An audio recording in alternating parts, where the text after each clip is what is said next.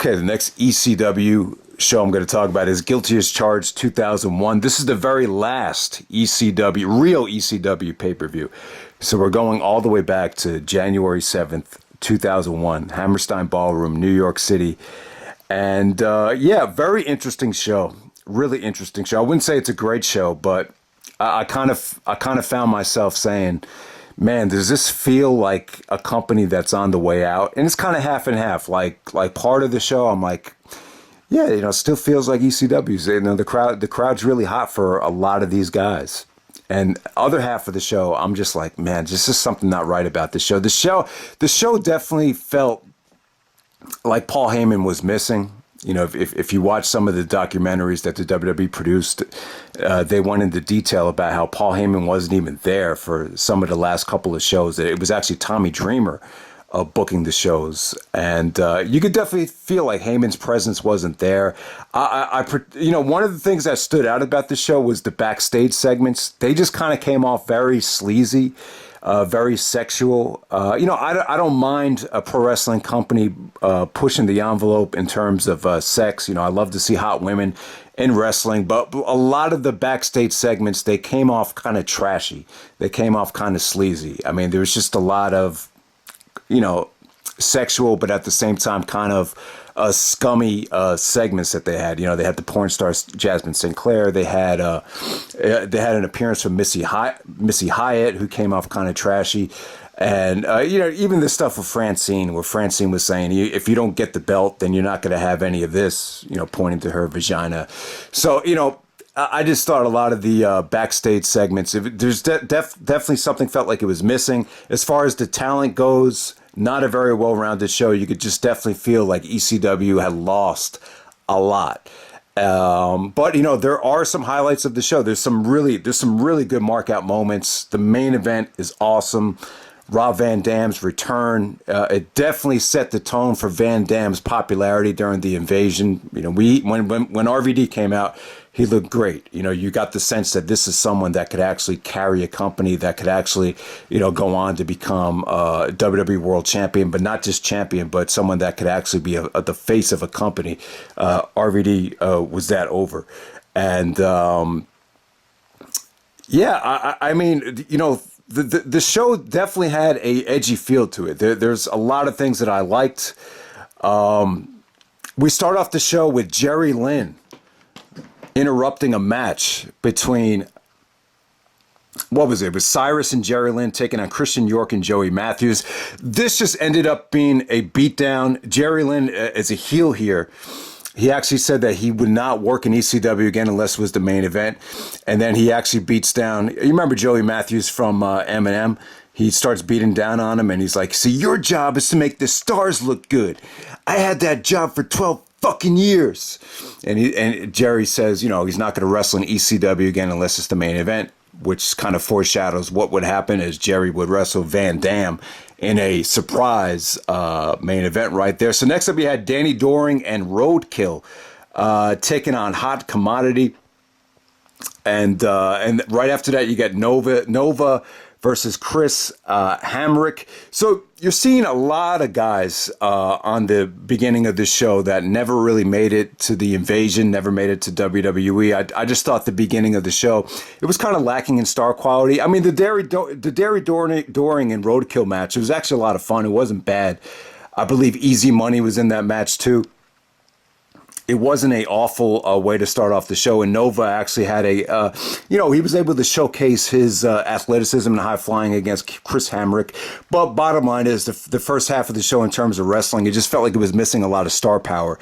Next up, you had Tommy Dreamer taking on C.W. Anderson. I believe this might be Arn Anderson's younger brother. See, this is the problem. I actually watched the show. This is a Pioneer DVD. I actually love these old school ECW Pioneer DVDs. I know some of the hardcore fans don't like them because they edit out some of the music, which is not really true.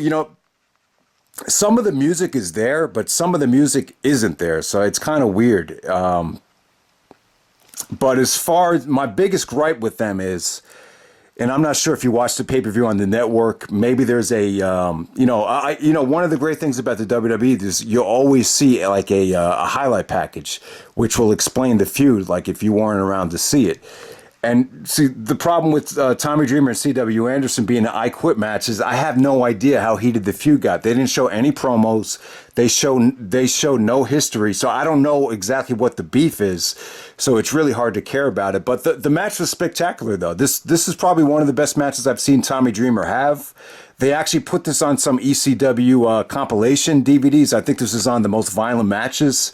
And it wasn't bad. The match had good intensity. There was actually, it looked like there was a young kid that came out and tried to help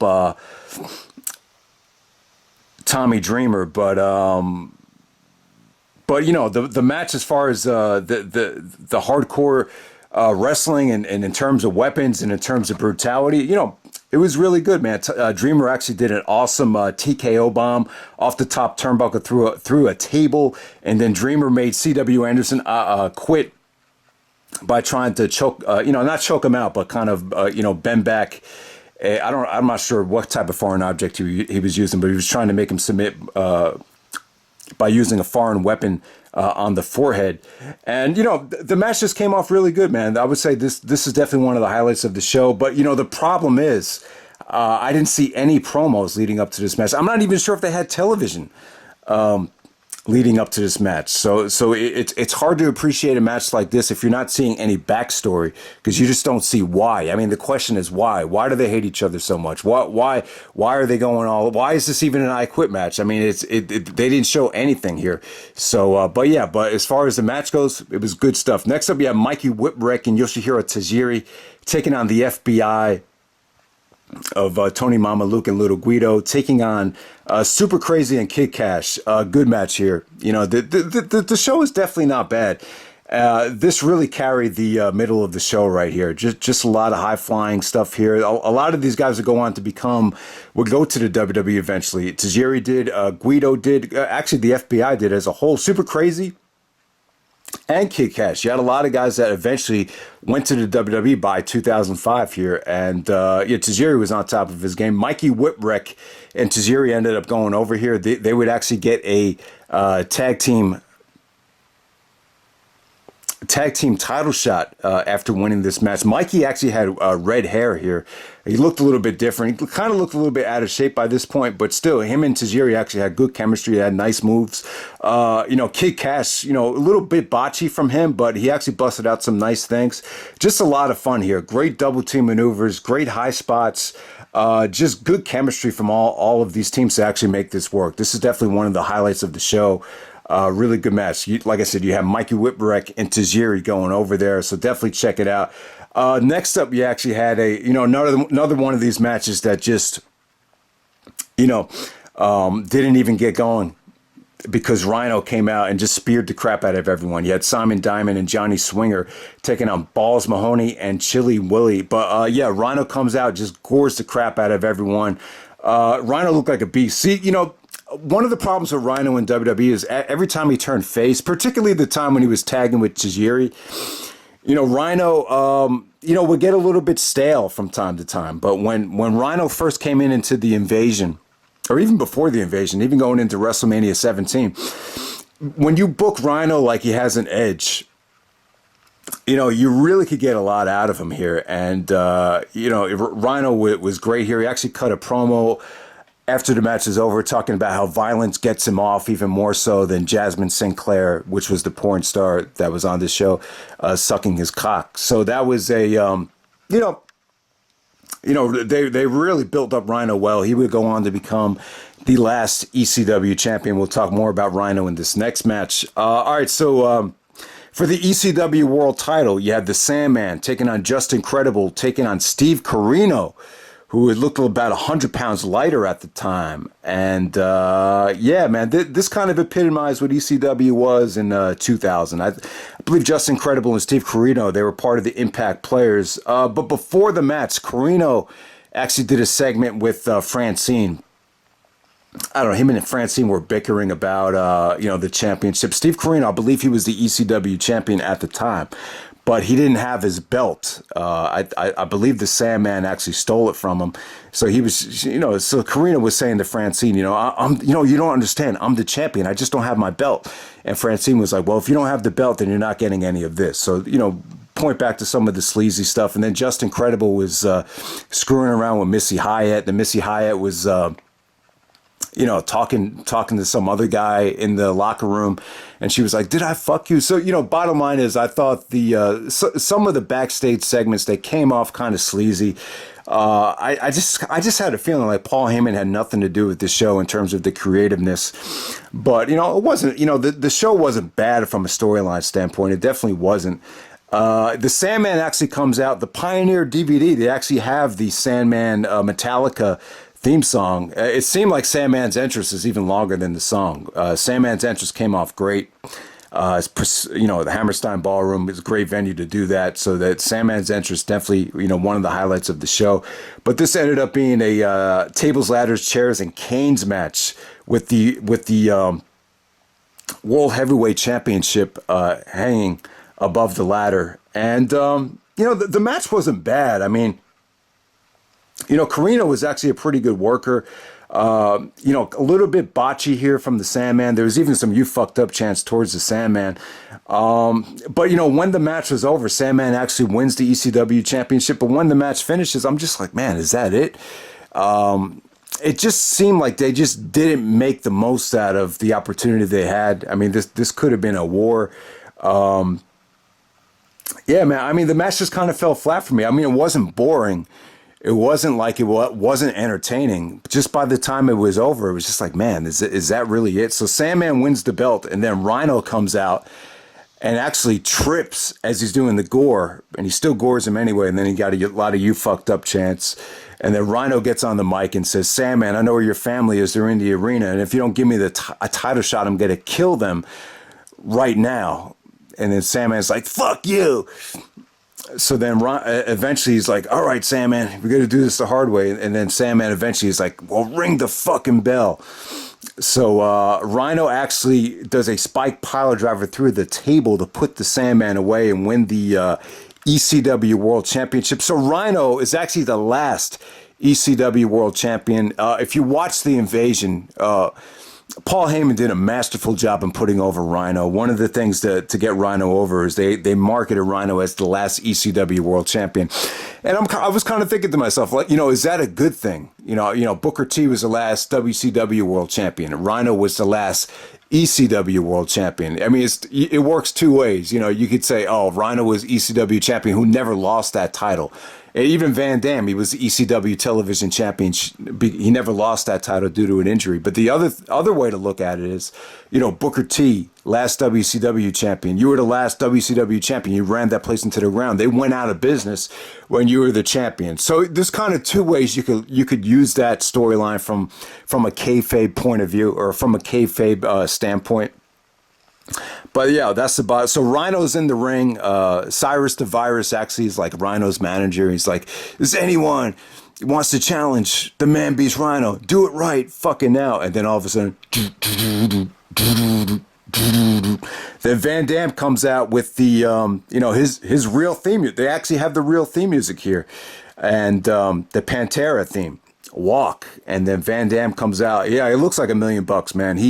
Van Dam had been he had been filming a movie in Thailand called Tiger Mask 2, and you know, this is the best I've seen Van Dam look. He looked like he put on about 15-20 pounds of muscle, but he was still able to move like a cat. He was actually wearing the same attire here that he did in Invasion, kind of that orange looking skeleton singlet. And yeah, so Van Dam looked great. Then all of a sudden he's about to challenge Rhino. Rhino's the one that injured him.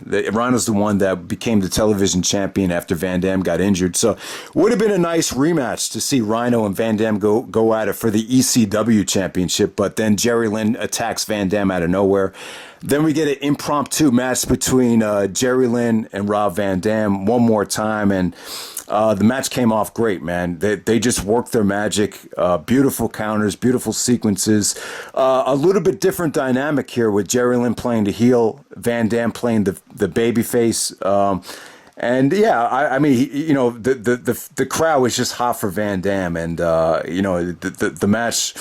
I would definitely say not as good as the 1999 matches, but still, you get to see Van Dam and Jerry Lynn at the Hammerstein Ballroom last ECW show. I thought they ended it with a bang. I really thought they did. What's his name? Joe Gardner came out to distract Cyrus the Virus, and then Van Dam actually hit the coast to coast Shane McMahon finisher, the Van Terminator, with the chair to put Jerry Lynn away. But yeah, Van Dam and Lynn, they definitely work their magic. They just have great chemistry, and they showed it. They showed it again right here. I kind of like the dynamic of Jerry Lynn being the babyface a little bit better. But this whole match and this whole Van Dam return, it really set the tone for the Invasion, and it was just right, man. Van Dam going to WWE, it was to me, I thought it was a great fit. Him going to the Invasion. You talk about how great the Invasion could have been, but for Rob Van Dam to end up being the biggest star of all the guys that came to the WWE during the Invasion, it was a. I think he has a lot to be proud of. Van Dam's career in WWE could have been a lot better. I know the politics were against him. He didn't. He definitely had a different style. But yeah, man, this was definitely a great end to the final ECW pay-per-view. But the show as a whole, it just kind of felt like, it's just time to move on. The show. Is this the worst Hammerstein Ballroom I've ever seen? I wouldn't say that. I think there's been some Ring of Honor shows after they sold the company to Sinclair that were probably worse than this. But to me, the show definitely still had some good moments on it. It definitely had some edginess to it. I like the stuff that they did with Rhino. I like the Rob Van Dam, Jerry Lynn match. The match with Tajiri, the three-way tag match with Tajiri, FBI, Super Crazy Kid Kash, that was pretty awesome stuff. Tommy Dreamer, his last match, I thought it definitely delivered. So you still had some good stuff on the show, but overall, the show as a whole, you could just kind of feel like, we're off of television right now. Even Rhino took a shot at ECW. He kind of said, this fucking company doesn't even have television anymore. So what does it really mean? So I just think, ECW kind of had to move on to its next phase. At the time, because the internet wasn't as prevalent as it is now, I just think Heyman and the company as a whole, they probably didn't think they could survive without TV. So they ended up filing for bankruptcy. So that was, it's just kind of weird that this show happened the same year as the Invasion. The seeds were kind of planted for the Invasion with this show, and it's a historical show. It's an interesting show. I wouldn't say it's great, but definitely check it out because of its historical importance. And that's pretty much it, guys.